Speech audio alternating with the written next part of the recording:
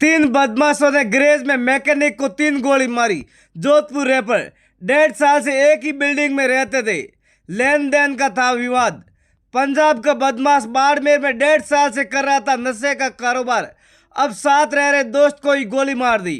बाड़मेर के महाबर रोड पर स्थित एक मोटर गैरेज में दिन दहाड़े हुई फायरिंग की घटना ने कानून व्यवस्था की पोल खोल दी। एक गाड़ी में आए बदमाशों ने गैरेज में घुसकर दिन दहाड़े मैकेनिक पर 3 गोलियां चला दी। इससे गंभीर घायल अवस्था में मैकेनिक को बाड़मेर जिला अस्पताल में लाया गया, जहां से उसे जोधपुर रेफर कर दिया।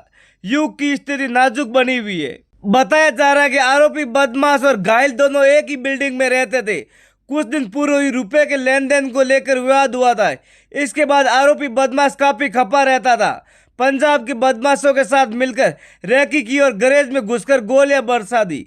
पुलिस के अनुसार रिंकू पुत्र सुखविंदर सिंह निवासी जमीत सिंह वाला श्री गंगानगर बाड़मेर में भगवती मोटर गैरेज में काम करता है। मंगलवार शाम 4:15 बजे महाबर रोड स्थित मामा के गैरेज में कर्मचारी को लेने गया था। इसी दौरान रेकी करे पंजाब निवासी बदमाश रघु समेत 3 बदमाश एक गाड़ी में आए और गैरेज में घुसकर रिंकू पर गोलियां बरसानी शुरू कर दी।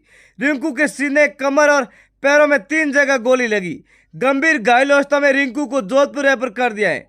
पुलिस टीम ने घटनास्थल पर पहुंची और मौका निरीक्षण किया है। जानकारी के मुताबिक रघु पिछले 1.5-2 साल से बाड़मेर में रह रहा था। यहाँ उसका कोई गैरेज या अन्य कोई धंधा नहीं था। वह एमडी, स्मैक सहित अन्य नशे का अवैध कारोबार चलाता था।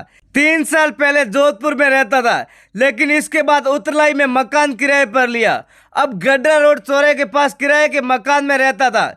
इसके पास गाड़ी और एमडी सहित अन्य नशा युवाओं को बेचता था।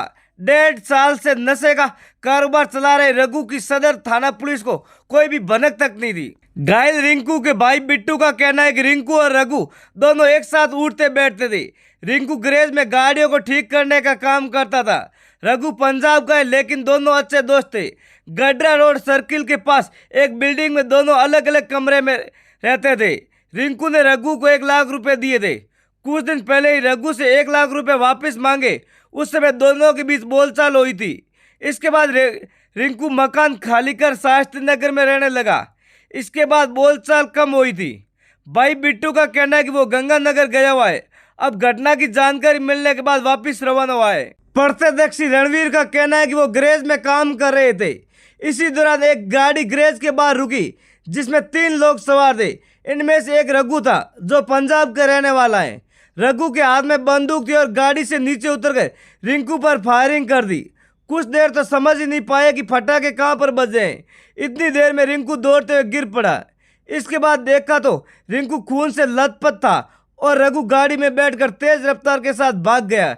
इसके बाद रिंकू को अस्पताल पहुंचाया गया।